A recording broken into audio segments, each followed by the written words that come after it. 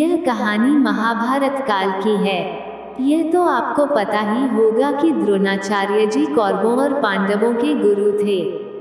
गुरु द्रोणाचार्य जी कौरवों एवं पांडवों को धनुर्विद्या अर्थात धनुष्य बाण चलाने की विद्या सिखा रहे थे। इस विद्या में उनके शिष्य धीरे धीरे पारंगत अर्थात निपुण हो रहे थे। तब गुरु द्रोणाचार्य के मन में विचार आया कि मैं इन सभी को शिक्षा तो दे रहा हूँ, मेरी शिक्षा को इन्होंने कितना ग्रहण किया है ये जानने के लिए क्यों न इन कौरव और पांडवों की परीक्षा ली जाए। उनकी परीक्षा लेने के लिए उन्होंने मिट्टी का एक पक्षी बनाया और उसे एक पेड़ की शाखा पर बांध दिया। उसके बाद उन्होंने सभी शिष्यों को बुलाया तथा उन सभी से कहा कि पेड़ पर जो पक्षी बंधा है उसकी आंख को बाण से निशाना लगाना है। परीक्षा देने के लिए उन्होंने सबसे पहले युधिष्ठिर को बुलाया। पांडवों और कौरवों में वह सबसे बड़े भाई थे। द्रोणाचार्य बोले, युधिष्ठिर, धनुष्य पर बाण चाओ और उस पक्षी पर ध्यान केंद्रित कर इसको निशान बनाओ। गुरु की आज्ञा से युधिष्ठिर ने धनुष्य पर बाण चाया, परंतु जैसे ही युधिष्ठिर ने धनुष्य पर बाण चाया तभी गुरु द्रोणाचार्य ने युधिष्ठिर से पूछा, तुम्हें क्या क्या दिखाई दे रहा है?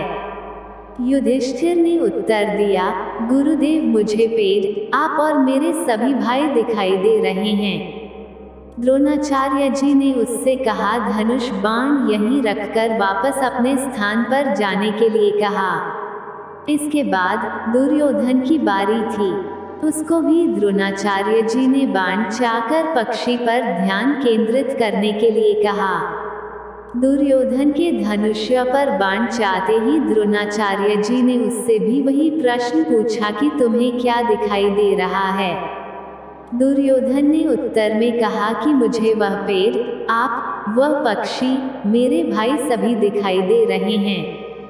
द्रोणाचार्य जी ने उसे भी अपने स्थान पर जाने के लिए कहा। एक के बाद एक सभी शिष्यों को बुलाकर उनसे द्रोणाचार्य जी ने वही प्रश्न किया जो युधिष्ठिर और दुर्योधन से किया था, किंतु सभी के उत्तर एक ही जैसे थे। किसी ने भी जैसा उत्तर गुरुदेव चाहते थे वैसा उत्तर नहीं दिया।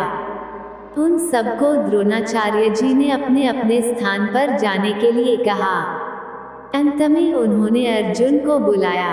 अर्जुन को भी वही करने के लिए कहा। अर्जुन ने धनुष्य पर बाण चाकर पक्षी पर ध्यान केंद्रित किया।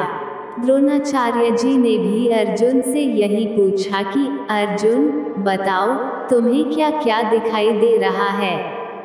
अर्जुन बोले, गुरुदेव, मुझे तो केवल पक्षी की आंख दिखाई दे रही है।